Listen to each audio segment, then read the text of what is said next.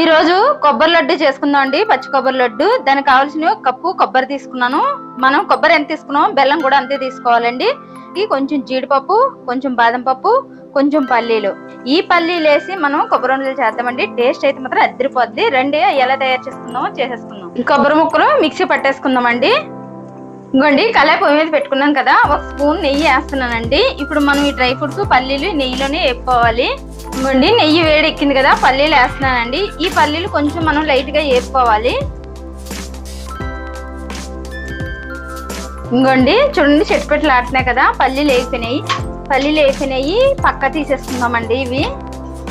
ఇంకోండి ఈ కలర్ వచ్చేలాగా వేపుకోవాలి. చూడండి తీసేస్తున్నాను. ఇంకోండి బాదం పప్పు కూడా వేసేస్తున్నాను, జీడిపప్పు కూడా వేసేస్తున్నానండి. ఇవి కూడా లైట్ గా వేపుకొని తీసుకుందాం.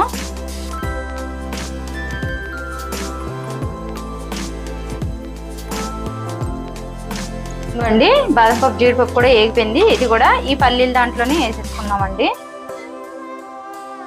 ఇంకోండి బెల్లం వేసేసుకుందాం. ఇప్పుడు బెల్లం కూడా వేసేసుకొని కొంచెం వాటర్ వేసుకుందామండి. ఇందులో కొంచెం వాటర్ వేసుకుందామండి.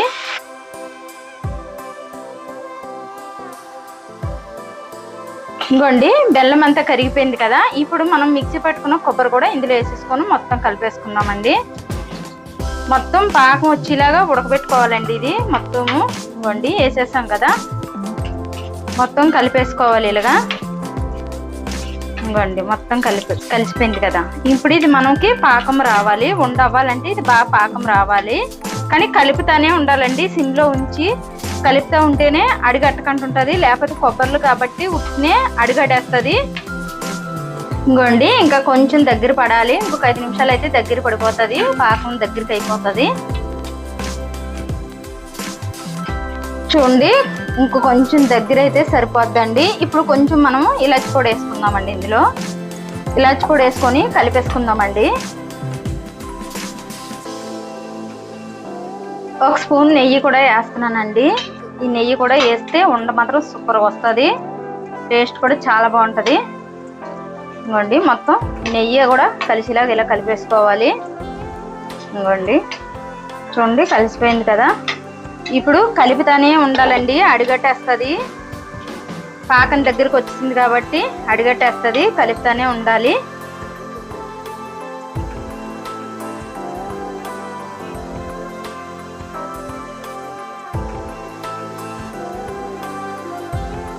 చూడండి ఇలా దగ్గరికి వచ్చింది కదా. ఇప్పుడు మనం పెట్టుకున్న బాదం పప్పు, జీడిపప్పు, పల్లీలు కూడా ఇందులో వేసేసుకొని కలిపేసుకోవాలండి. ఇలా కలిపేసుకోవాలి. మొత్తం ఈ బెల్లం పాకం, ఈ కొబ్బరి అంతా ఈ పల్లీలకు కూడా పట్టేలాగా మనం ఇలా కలిపేసుకోవాలి. మొత్తం చూడండి మొత్తం కలిసిపోయింది కదా. పిల్లలకు మాత్రం ఇలా చేసి పెడితే చాలా హెల్దీ అయిన ఫుడ్ అండి. ఉట్టు పల్లీలైనా కొంతమంది పిల్లలు ఇష్టపడరు, కొంచెం జీడిపప్పు తినమన్నా ఇష్టపడరు. ఇలా కొబ్బరిలో వేసి ఇలా ఉండలు చేసి పెడితే మాత్రం టేస్ట్ కూడా చాలా బాగుంటుందండి. పిల్లలు కూడా చాలా ఇష్టంగా తింటారు. ఇంక ఇది అయిపోయిందండి. మనం స్టవ్ ఆపేసుకొని చల్లారి పెట్టుకుందాం. చల్లారి పెట్టుకున్నాక ఉండలు చుట్టుకుందాం. ఇది మనము గోరువెచ్చుకున్నప్పుడే ఇలా ఉండలు చేసేసుకోవాలండి. చూడండి ఇలా అంటే ఉండ అయిపోతుంది కదా, గోరువెచ్చుకున్నప్పుడే చెయ్యాలి. ఇంకోండి మరి చల్లగా అయిపోతే ఇంకా రాయిలాగా అయిపోతుంది, గట్టిగా అయిపోతుంది. చూడండి ఇలాగా మనం చల్లారుగా ఉన్నప్పుడే, ఇవి కొంచెం గోరు వెచ్చకున్నప్పుడే ఇలా ఉండలు చేసేసుకోవాలి. చూడండి మనకి ఏ సైజు కావాలో ఆ సైజులో ఇలా ఉండలు చేసేసుకోవాలండి.